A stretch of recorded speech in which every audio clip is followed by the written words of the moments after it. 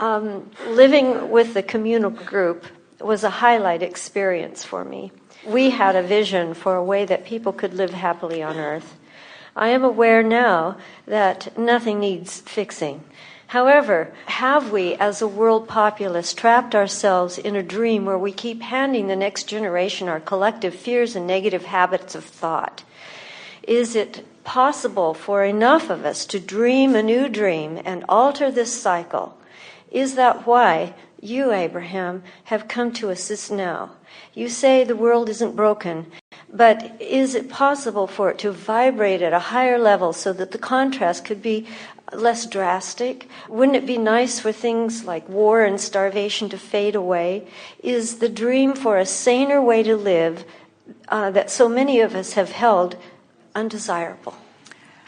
Well, we're appreciating everything that you're saying there, and the answer to all of those things that you're asking for in terms of improvement, that is certainly happening. It is well underway. Things will just continue to get better and better.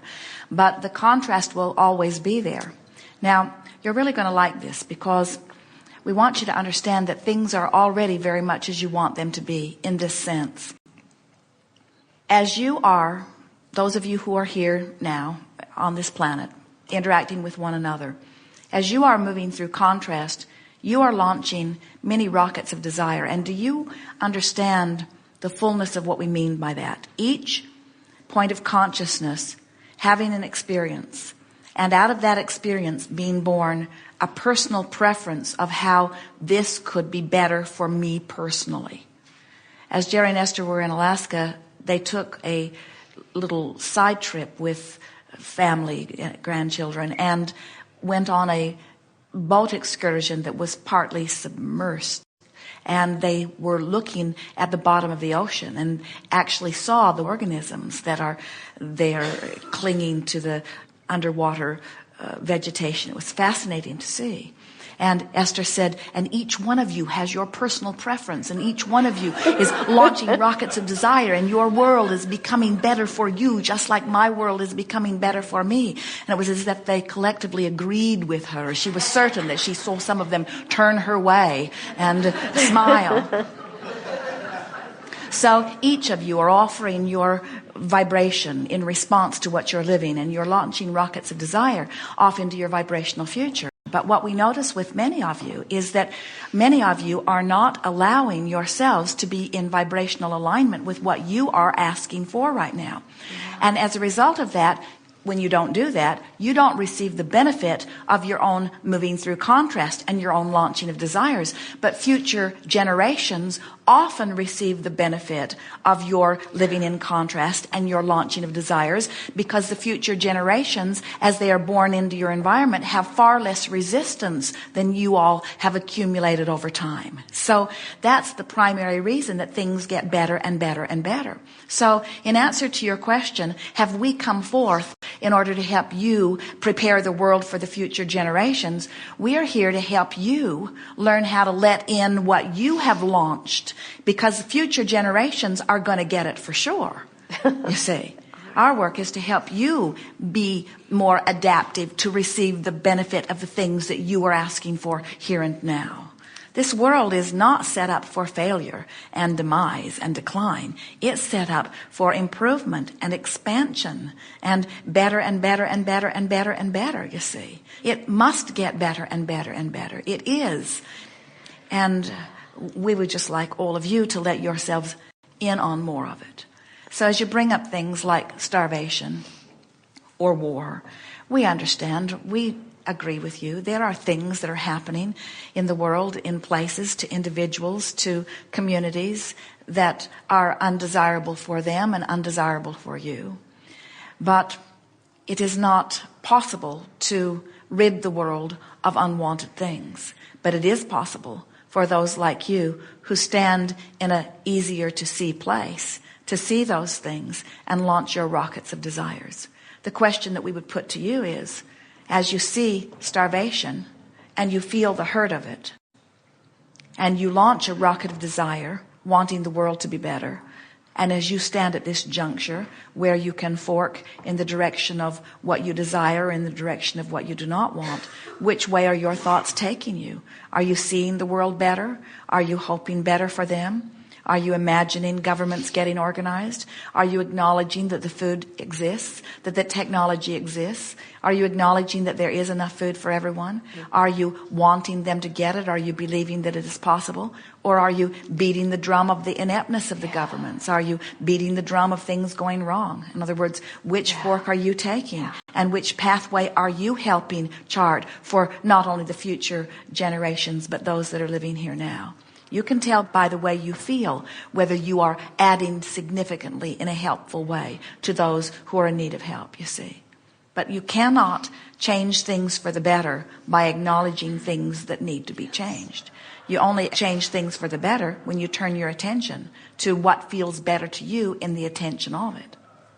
Yes. Thank you. Yes, indeed. My question is about forking.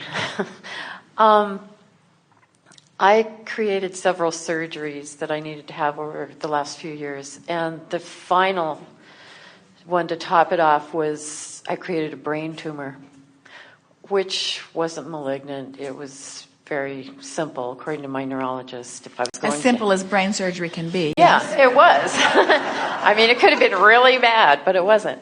I was healing. Now, see, that was a very good fork. Yeah. I was healing. And I think I was also creating all this illness because I was very unhappy in my marriage. And now you're forking the other way. Well, my husband wasn't very happy now you're being a nurse, and so that's how I got him to decide to get rid of me. Well, now we're not sure which way that fork went. No, it was a good thing. Anyway, as I was healing, which was a much longer process than he thought it should be. Now we're going. I know. It's easy to feel, isn't it? Not fair for us to pick on you, but it's so easy. I got to where I could drive again. And I was right, now where does that go? Where does that statement go? I got to where I could drive again. Well, I love to drive. Well, it's something I couldn't do for a while.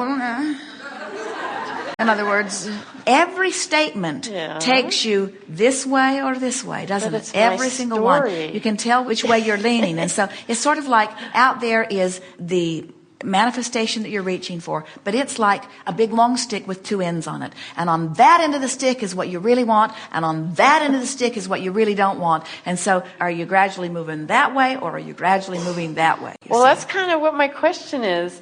But you see, we have already given you the answer. So now we want you to practice the solution that we've already given you.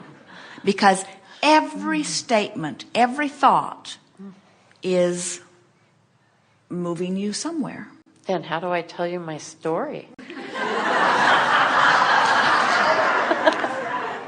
Magellan never asks, where have you been? I know.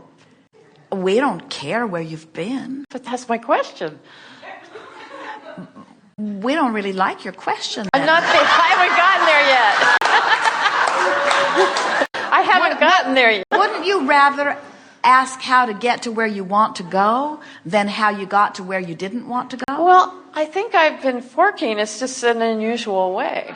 Well, we're teaching you how to fork properly.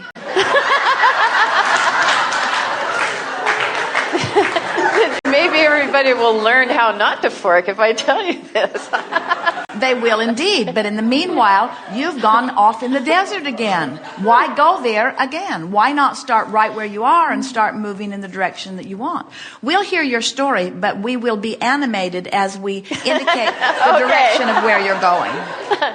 The bottom line is... Wait. Now think this through.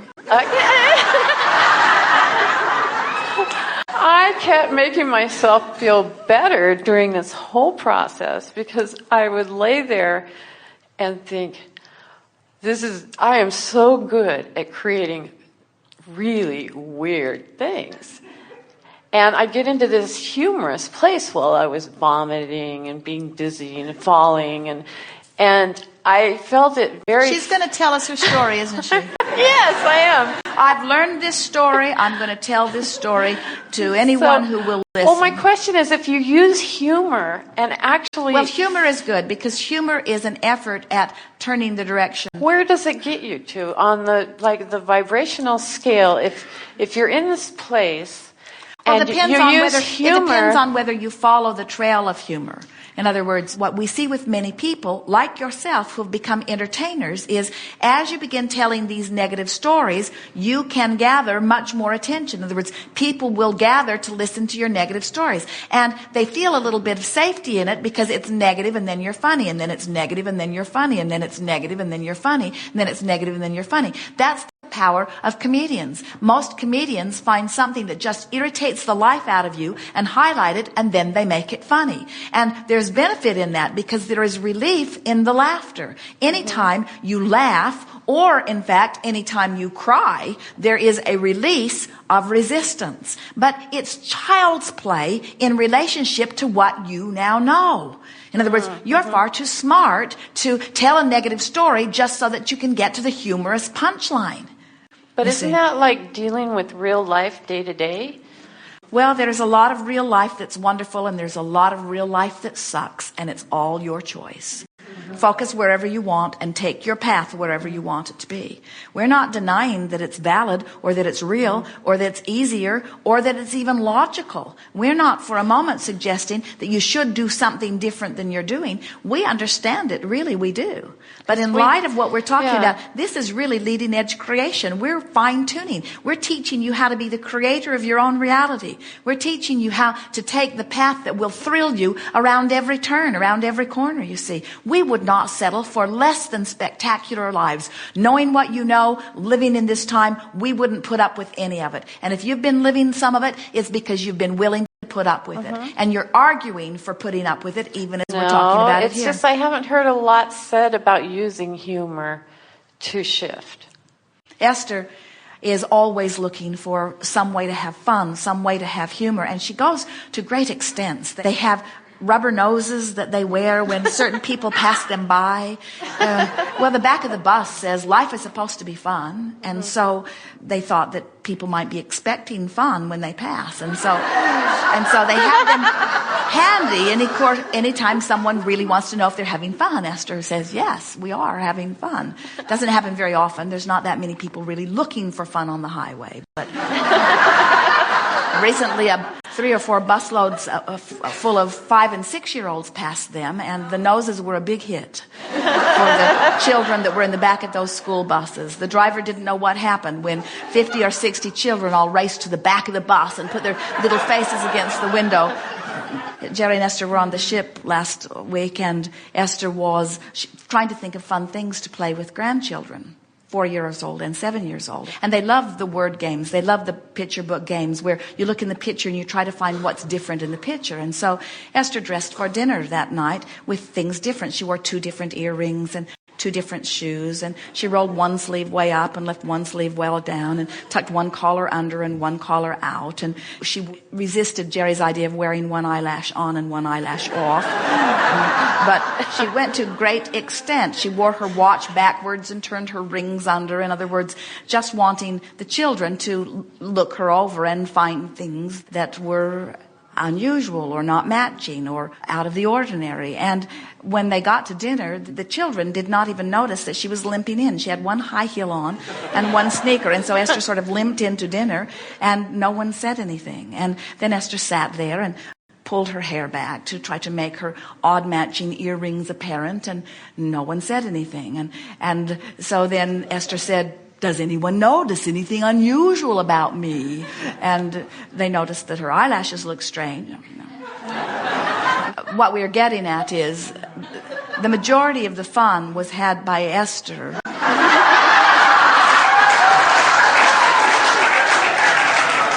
Okay. As she was preparing. And then the maitre d', this very elegant man, came round the corner just as Esther was putting the sneaker in her purse and taking the other shoe out. That was fun. He looked at her and she did not explain. She just smiled at him as if every woman keeps an extra shoe in her purse just in case she needs it. And so what we're getting at is you find your humor. In other words, there are many who would think that's not funny, that's just silly. The children sort of fell in that category because they had been being coached by their parents to be proper and ready for this restaurant.